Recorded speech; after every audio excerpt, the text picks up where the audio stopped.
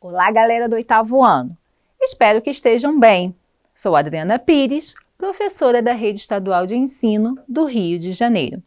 Estou aqui para a nossa terceira videoaula de português.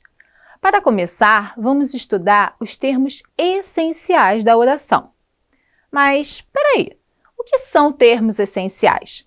São aqueles que são indispensáveis, isto é, não podem faltar. São eles sujeito e predicado. O que é sujeito? Memorizem aí. Sujeito é a sentença ou expressão sobre a qual se dá uma informação e concorda com o verbo. Atenção! Sentença ou expressão. O sujeito nem sempre é uma pessoa. Antigamente, existiam muitas definições que levavam a essa compreensão. Vejam, as praias estão cada vez mais poluídas. Tem aquela dica de perguntar quem ao verbo. É uma dica bem funcional. Em uma análise sintática, sempre recorra ao verbo. Vamos fazer? O verbo aí é estão. Quem estão? A resposta, as praias. Logo, as praias é o sujeito da oração. E tudo que sobra é o predicado. Daqui a pouquinho falaremos dele. Perceberam que o sujeito não é uma pessoa? Então, aprendam que o sujeito é uma expressão, uma sentença que se refere diretamente ao verbo. Ok? Maravilha! Vamos estudar agora os tipos de sujeito, começando pelo sujeito simples. Sujeito simples é quando o sujeito apresenta apenas um núcleo na oração. Mas o que é núcleo? Prestem atenção. Núcleo é a palavra mais importante do sujeito. É a que dá sentido ao sujeito. Geralmente, o núcleo do sujeito pode ser um pronome pessoal, um substantivo ou qualquer equivalente de um substantivo. Lembram do sujeito as praias? Qual é a palavra mais importante? As ou praias? Praias, exato. Então, o núcleo é praias. Quantos núcleos existem?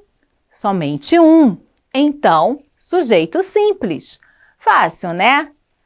Pensem, se sujeito simples é o que tem um núcleo, sujeito composto é... Perfeito. Sujeito composto é o que possui mais de um núcleo na oração. Pensem em as praias e os rios estão cada vez mais poluídos. Ainda no primeiro exemplo, para não ficar confuso. Qual é o sujeito agora? Pensem aí. Encontrem o verbo. Estão. Beleza. Perguntem quem estão. Qual a resposta? Certo. As praias e os rios. Quais os núcleos desse sujeito? Não se esqueçam as palavras mais importantes. Exato, praias e rios. Quantos núcleos há? Isso mesmo, 2. Então, o sujeito é simples ou composto? Claro, composto. Excelente. Agora vamos falar do sujeito oculto. Sujeito oculto é aquele que está implícito na oração. Como assim implícito? Bom, esse sujeito não aparece escrito na oração. Ele se esconde na conjugação verbal. Isso aí. Vejam os exemplos. Fui à casa de meus pais no fim de semana. Viajarei amanhã. Comemos muita lasanha no jantar. Coisa boa, né? Vejamos. Na oração, fui à casa de meus pais no fim de semana. Qual é o verbo? Fui. Beleza. Perguntamos quem fui. A resposta, eu. O verbo fui indica o pronome eu, certo? Sabemos porque o verbo fui está conjugado na primeira pessoa do singular. Eu. O sujeito é oculto. Continuemos. Em viajarei amanhã. De novo, quem viajarei? Temos eu novamente como sujeito oculto. E em Comemos muita lasanha no jantar. Quem comemos? A resposta: nós. Exato. Sujeito oculto, nós. O verbo está conjugado na primeira pessoa do plural, nós. Bacana esse sujeito, né? Mas tenham cuidado. Vejamos o exemplo abaixo de atenção. Meus amigos foram embora. Estavam felizes após a festa. Na primeira oração, tudo certo. Sujeito, meus amigos. E na segunda, quem estavam? Pelo contexto, ou seja, pelo que foi dito antes, sabemos que o sujeito é eles. Porém, se esta oração estivesse isolada, vejam abaixo. Estavam felizes após a festa. Peraí, quem estavam? Não sabemos, porque na terceira pessoa do plural pode ser eles, elas, as crianças. Quer dizer que nesse caso é indeterminado. Tenham cuidado para não confundir, ok? Vamos estudar o sujeito indeterminado. Já até falamos dele. O sujeito indeterminado ocorre quando não se pode ou não se quer indicar o sujeito.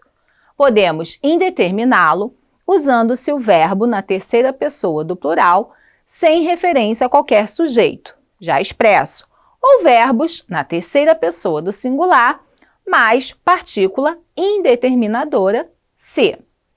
Como assim, prof? Tranquilo. Vejam os exemplos. Exemplo 1. Comeram o bolo. Não sabemos quem comeu, pois, como já vimos, está na terceira pessoa do plural. E no exemplo 2, precisa-se de digitadores. Ocorre o mesmo. Quem precisa? Alguém. Não sabemos. Esse é um pouco mais complicadinho, né? Por isso, tenham atenção. Bom, se nas orações com sujeito indeterminado o sujeito existe, só não é possível determiná-lo, nas orações com sujeito inexistente, o sujeito é completamente ausente sintaticamente. Normalmente, ocorre com os verbos impessoais que indicam passagem de tempo.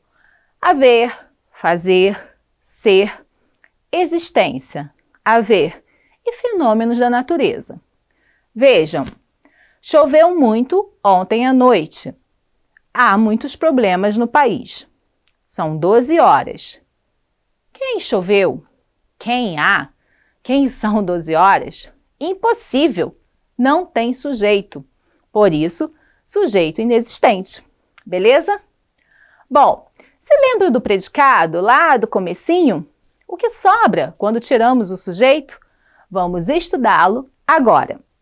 Após separar o sujeito e seus devidos complementos, o restante é o predicado. Semanticamente, o predicado consiste naquilo que se informa a respeito de um sujeito ou, em orações sem sujeito, em uma enunciação qualquer. Assim como o sujeito, há tipos de predicado. Existem 3 tipos: o predicado nominal, o predicado verbal e o predicado verbo nominal. Veja mais detalhes sobre cada um. Predicado nominal. Quando a informação, o núcleo, se lembram? Palavra mais importante do predicado está centrada em um nome, substantivos, adjetivos, locuções adjetivas e afins, ou em um pronome, o predicado é denominado nominal. Aquele jogador é um fenômeno do futebol atual. No exemplo, fenômeno se relaciona diretamente a seu respectivo sujeito, dando-lhe uma característica. Se no predicado nominal o verbo não possui uma significação precisa, no predicado verbal o núcleo de significação está justamente no verbo ou em uma locução verbal. Meu pai chegou ontem de viagem. E o predicado verbo nominal consiste em um predicado misto, ou seja, há 2 núcleos principais, um nominal, outro verbal. Tranquilinho, não? Que pena! Nossa videoaula termina por aqui. Não deixem de consultar a UE e de ouvir os podcasts. Qualquer dúvida, já sabe, conversem com o professor. Um forte abraço e até o próximo bimestre.